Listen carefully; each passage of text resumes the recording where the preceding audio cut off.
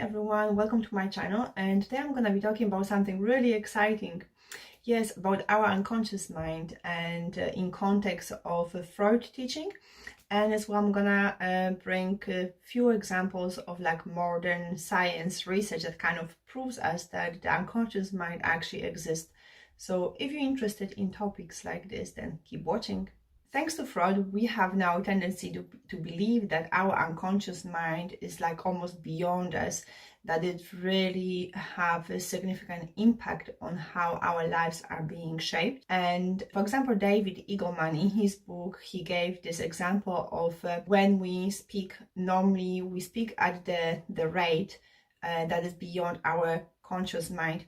And he gives us example of when we, for example, learning a new language, the way we speak is so much slower because we consciously need to think about the choice of the words that we're going to be using. But comparing that with our mother tongue, we just speak fluently, and sometimes we can speak really fast, but that is just something that is beyond our conscious mind. Our conscious mind wouldn't be able to process the information at the rate that sometimes we speak with. So the same can goes actually for ideas. So those moments when we have this light bulb moment and we just think like, oh yeah, I just got some idea. But actually what goes behind the scenes in our unconscious mind, it might actually be going on for a very long time. So the unconscious mind is collecting different sounds, different images, different facts, and then putting them together. And then maybe after years, after months, we can just come up with that certain idea. So the idea is not something instant that actually we discovered suddenly in that one moment. So yes, so Sigmund Freud, he's the one who came up with the idea of unconscious mind, and he was the most famous scientist of the 20th century. He was actually in medical school studying neurology. So once he started his private practice, that's when he started actually realizing that people very often, they don't know reasons for certain behaviors or for certain emotions. So then he just concluded that there must be something, some kind of a mental process that is going on behind the scenes that is driving these behaviors. And that was the moment when the unconscious mind became something real. So before Freud, unexplained mental processes, maybe they were explained by people being possessed by demons or maybe by just weak personality. But Freud, what he did, he actually asked people to lie down on a couch in his office. He would sit behind them so people they wouldn't get distracted by him, and then he would ask them to talk. And perhaps at the time that was like the best window into the human mind, because obviously now we have different scans, we have different questionnaires and measures, and all this like new modern science has given us so many different tools of how we can examine our mind. So in this way he was trying to collect the information about patterns in behavior in context of dreams, and as well in context of slips of the tongue and in written mistakes as well. So then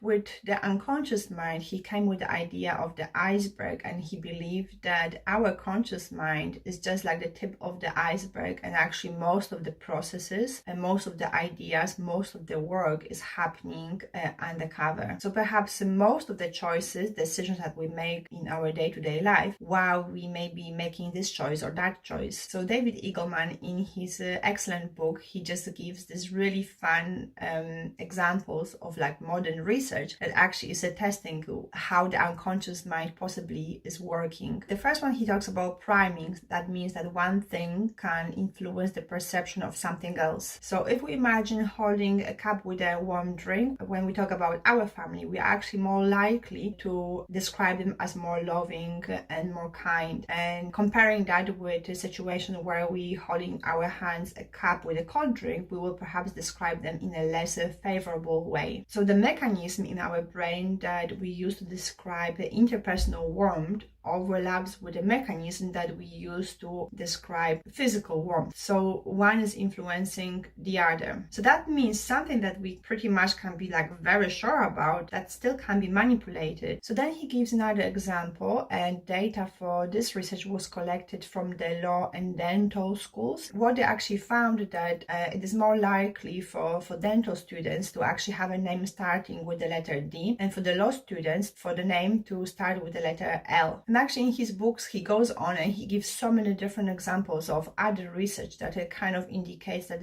there is something else going on behind the scenes that is driving our choices. Because obviously if we go to these law students or dental students, they will give us the whole list of their rationale why they ended up being lawyers or why they ended up being a dentist.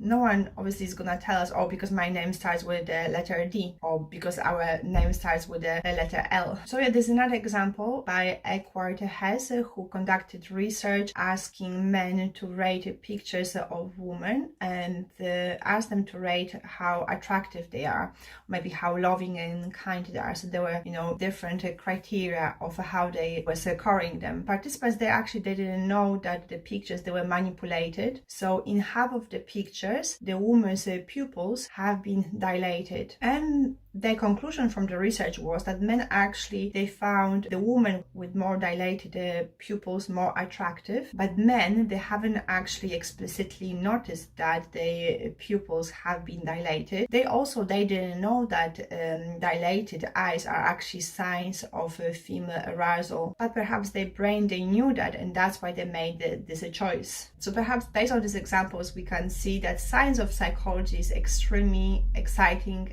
and interesting, and as well we can see that our brain actually works really hard behind the scenes, collecting all this information that surrounds us that perhaps we are not consciously aware of, and then is letting us to use it whenever the right time comes for it. So yes, if you enjoyed this video, then please like it, subscribe, and I will see you in the next one.